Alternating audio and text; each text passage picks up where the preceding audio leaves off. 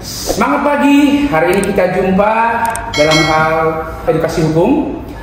Baik, hari ini saya sangat bersyukur karena bisa berjumpa dengan Bapak Kapolresta dan juga Bapak Kasar Reskrim Polresta Pekanbaru.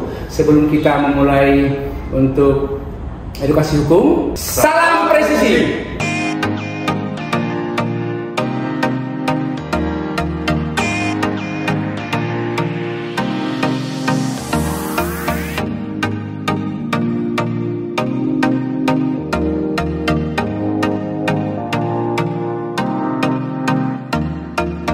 Salam sehat buat semua subscriber kita hari ini.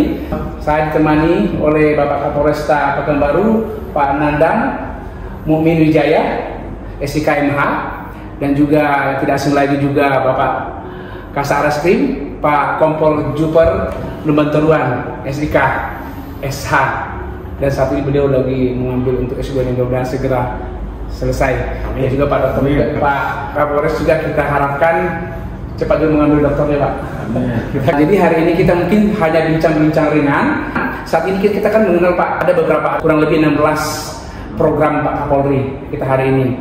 Jadi salah satunya program kerja beliau itu adalah di sini menerapkan pendekatan restoratif justice sebagai untuk penyelesaian perkara untuk menciptakan penegakan hukum yang berkeadilan. Beliau sangat menekankan ini. Jadi kita melihat juga baru-baru ini Pak, dan juga Pak Kasat, baru-baru ini kita kan bisa melihat juga melalui media yang menyatakan bahwa Mabes Polri juga sudah mengimplementasikan program ini. Sehingga kita bisa melihat dari kurang lebih 1.864 kasus yang sudah beliau lakukan untuk menggunakan pendekatan restoratif justice. Ini sangat menarik, memang karena kita melihat untuk keadilan itu memang Bapak Kapolresta bukan hanya memang di pengadilan, bisa kita temukan memang di tengah masyarakat, proses penyidikan dan juga di kejaksaan itu bisa dilakukan. Jadi sangat luar biasa. Ini salah satu program Pak Kapolri ini sehingga masyarakat di sini sangat-sangat terlindungi. Jadi mungkin di sini Bapak yang perlu kita pertanyakan kepada selaku Bapak Kapolresta Pekanbaru. Kita kan sudah mengenal tadi bahwa ada beberapa program beliau, salah satunya untuk menerapkan pendekatan restoratif justice. Apakah di wilayah Riau, ya di Polresta Pekanbaru khususnya, ini sudah diterapkan, dan bagaimana pandangan Bapak terkait dengan pendekatan penyelesaian restoratif justice ini, Pak? Mungkin mohon kesediaan Bapak Kapolresta untuk menerangkan. Ya, jadi Polresta Pekanbaru berkaitan dengan pendekatan restoratif justice dalam melaksanakan penanganan perkara dalam proses penyidikan sesuai dengan amanat dan instruksi dari Bapak Kapolri, sesuai dengan program kebijakannya. Beliau menekankan bahwa hukum adalah upaya terakhir di dalam penegakan hukum sesuai dengan ajas yang minimum remedium, sehingga diharapkan restoratif justice ini merupakan bentuk penyelesaian permasalahan dengan memenuhi rasa keadilan. Salah satu dari pedoman kita yang memang menjadi penekanan dari Bapak Kapolri yaitu terhadap penanganan Undang-Undang ITE nomor 19 tahun 2016, dan sesuai dengan telegram beliau pada tanggal 19 Februari 2021 menekankan dan memerintahkan kepada para penyidik bahwa di dalam penanganan Undang-Undang ITE nomor 19 tahun 2016 ini diharapkan pendekatan restoratif justice ini harus diutamakan, ya terutama dalam kasus yang menyangkut di dalam pasal-pasal pertama yaitu pencemaran nama baik, kemudian fitnah dan penghinaan. Namun demikian memang di dalam Undang-Undang ITE ini tidak juga termasuk yang diberlakukan pendekatan restoratif justice ini terhadap kejahatan-kejahatan yang menimbulkan kejahatan berupa masalah SARA, ya, kemudian kejahatan-kejahatan yang bersifat menimbulkan keresahan meluas kepada masyarakat. Nah, ini yang dikecualikan. Namun demikian diharapkan pada saat kita menangani kasus-kasus yang berkaitan dengan undang-undang ITE tersebut, yang berkaitan dengan pasal penghinaan, kemudian fitnah, pencemaran nama baik, itu tidak perlu dilakukan penahanan. Namun bisa dilakukan upaya pendekatan antara pihak terlapor maupun pihak korban, sehingga nantinya penyelesaian masalah dapat memenuhi rasa keadilan di antara kedua belah pihaknya. Nah, itu yang paling penting, yang menjadi pedoman bagi kita semua, sehingga dalam pelaksanaan ini kita lebih terarah lagi dan memiliki pedoman untuk menindaklanjuti, sehingga Polresta Pekanbaru dalam melakukan pendekatan restoratif justice ini sudah bisa terlaksana dengan baik. Luar biasa. Ya, bisa saya sampaikan. Wah, terima kasih Bapak Kapolresta, luar biasa untuk memberikan edukasinya ya. Jadi kalau kita mengambil sedikit tadi dari terang Bapak tadi adalah hendaklah mengutamakan juga ajas hukum ultimo remedium. Jadi hukum pidana hendaklah dijadikan upaya terakhir dalam hal penegakan hukum sebagai law enforcement, ya Pak ya? Iya. Luar biasa. Dan juga bukan hanya perkara konvensional lainnya, termasuk juga undang-undang IT ya Pak ya? Iya. Seperti yang Pak sampaikan tadi. Jadi masyarakat di sini bisa mengetahui bahwa saat ini adalah ajas restoratif justice dan ultimo remedium itu sudah diimplementasikan di seluruh law enforcement, baik kepolisian, di kejaksaan, baik sampai ke ranah pengadilan, itu Pak ya. Jadi terkait dengan restoratif justice, memang kan kita memiliki diskresi, kan begitu Pak. Jadi dengan adanya tadi restoratif justice, ultimo remedium tadi, memang kita melihat ini diimplementasikan, ada juga regulasi yang mengatur Pak. Di samping undang-undang secara eksplisit tidak diatur di KUHP, tapi ini di Perkap sudah diatur. Kita kalau kita melihat di Peraturan Kapolri nomor 6 tahun 2019 ya tentang penyidikan tindak pidana, di sini sudah diatur bagaimana syarat untuk melakukan penyelesaian secara pendekatan restoratif justice. Jadi ada syarat materi, ada syarat formil. Jadi di sini karena hari-hari yang berkecimpung di sini adalah di bidang reskrim Pak ya, dan terutama di sini adalah Kasat Reskrim Bapak Kompol Jupiter Bantaruan. Di sini adalah yang sangat luar biasa. Mungkin di sini bisa Bapak menerangkan sedikit Bapak bagaimana penyelesaian pendekatan restoratif justice ini secara material dan formil. Mungkin kepada Bapak dipersilakan. Baik, terima kasih. Jadi terkait dengan restoratif justice ini sebenarnya sudah secara gamblang diatur di dalam Perkap 6 2019, kemudian dikuatkan lagi dengan kebijakan Pak Kapolri, di mana dalam program kerja 100 hari beliau salah satunya adalah bagaimana penerapan restoratif justice ini dikedepankan dalam proses penyidikan. Sebenarnya secara gamblang sudah diatur di pasal 12 ya, syarat-syarat untuk bisa dilakukan pendekatan restoratif justice terhadap para pihak yang berperkara. Nah, di situ juga sudah diatur apa-apa saja yang menjadi syarat-syarat sehingga pendekatan restoratif justice ini bisa dilakukan. Yang pertama adalah syarat material, bahwa perkara ini atau kasus ini tidak menimbulkan adanya konflik sosial nantinya apabila ini diselesaikan. Kemudian yang kedua adalah tidak adanya keresahan di masyarakat, baik dari keluarga pelapor maupun dari keluarga si terlapor. Kemudian syarat material selanjutnya adalah tidak dengan adanya pernyataan dari para pihak, dalam hal ini pihak pelapor maupun terlapor, bahwa mereka sepakat akan melakukan penyelesaian secara kekeluargaan.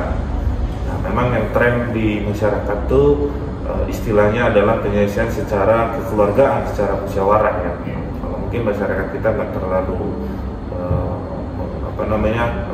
mendengar restoratif justice itu apa sih? Sebenarnya bahasa masyarakatnya adalah menyelesaikan secara kekeluargaan atau bermusyawarah untuk mencari win-win solution bagi bagi para pihak.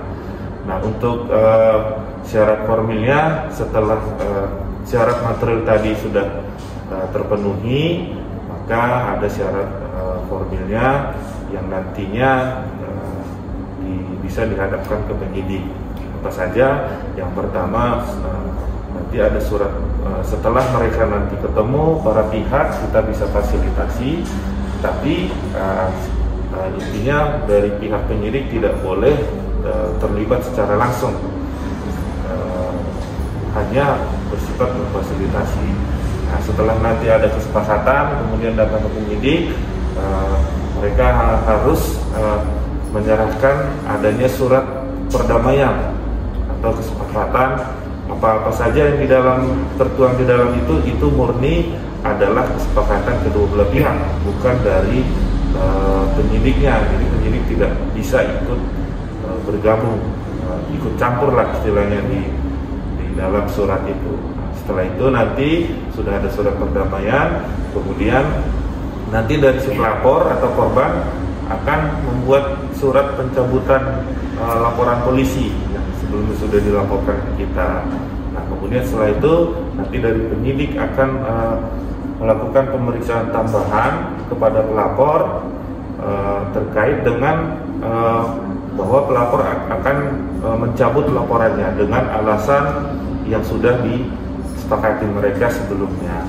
Nah, setelah itu nanti setelah dilengkapi semua, kemudian kita akan melakukan gelar perkara. Apakah perkara ini layak untuk kita restoratif justice? Setelah kita melihat semuanya tidak akan ada konflik di dalamnya, maka dari hasil rekomendasi gelar, kemudian kita akan lakukan namanya penghentian penyelidikan ataupun penyidikan terhadap perkara yang sudah dilaporkan tadi. Itu mungkin untuk syarat material dan formilnya. Wah, luar biasa ini Pak Kasat ya, terima kasih. Jadi masyarakat cukup jelas ya dengan adanya tadi untuk syarat formil dan material ya. Jadi di sini mesti kita ambil konklusinya atau kesimpulan ya tadi, bahwa berdasarkan dari keterangan dari Pak Kapolresta tadi menyatakan bahwa implementasi pendekatan restoratif justice itu sudah dilaksanakan di Polresta Pekanbaru dengan memperhatikan adalah pendekatan ajas hukum restoratif justice dan ajas hukum ultimum remedium. Dan di sini jelas sudah bertegas oleh Pak Kasat Reskrim Polresta Pekanbaru juga yang mengatakan bahwa setelah dilakukan pendekatan restoratif justice ada syarat-syarat yang harus dipenuhi. Itu diatur di Perkap tadi, Perkap 6 tahun 2019 di pasal 12 yang menyatakan bahwa secara material dan formil itu yang perlu ditekankan. Jadi di sini masyarakat yang ada di seluruh Indonesia sudah mengetahui hal ini. Bapak Kapolresta, mungkin yang perlu kita tanyakan mungkin sedikit lagi Pak, harapan Bapak kepada masyarakat saat ini terkait hari ini, bagaimana mereka supaya apalagi di saat pandemi sekarang mungkin Pak, kira-kira apa pesan dan kesan Bapak kepada masyarakat supaya dalam hal kondisi saat ini Pak? Ya, saat ini Polresta Pekanbaru beserta dengan Satgas COVID-19 Kota Pekanbaru sedang konsen dan fokus untuk melakukan penanganan dan pencegahan terhadap penularan virus COVID-19 untuk bisa menurunkan angka COVID, kemudian meningkat angka kematiannya dan meningkatkan kesembuhannya. Nah, oleh karena itu kita berharap pertama masyarakat tetap jaga protokol kesehatan, baik sering mencuci tangan dengan air bersih, kemudian menggunakan masker, menjaga jarak, menghindari kerumunan, mengurangi mobilitas, termasuk juga menghindari makan bersama. Dan yang paling penting ikut mendukung penanganan dan pencegahan COVID-19. Dengan cara apa?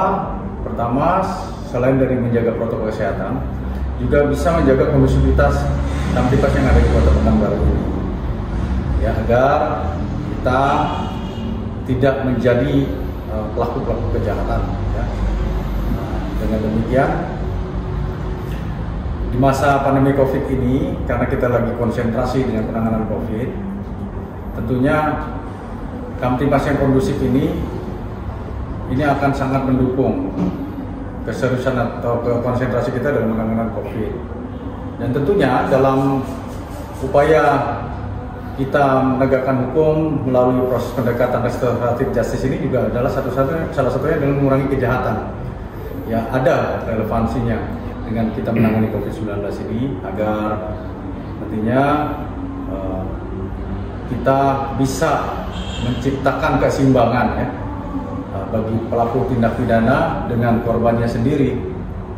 Namun memang syarat-syarat yang harus dipenuhi sudah jelas tadi disampaikan oleh Kasat Reskrim bahwa tidak semua juga untuk kejahatan itu harus direstorasi justice, hanya kejahatan-kejahatan yang bersifat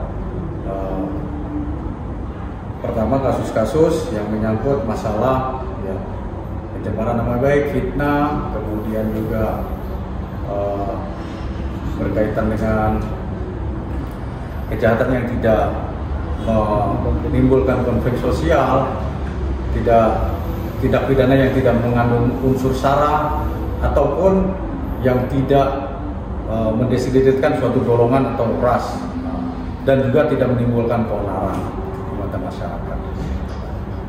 Apabila ini semua sudah dapat kita sama-sama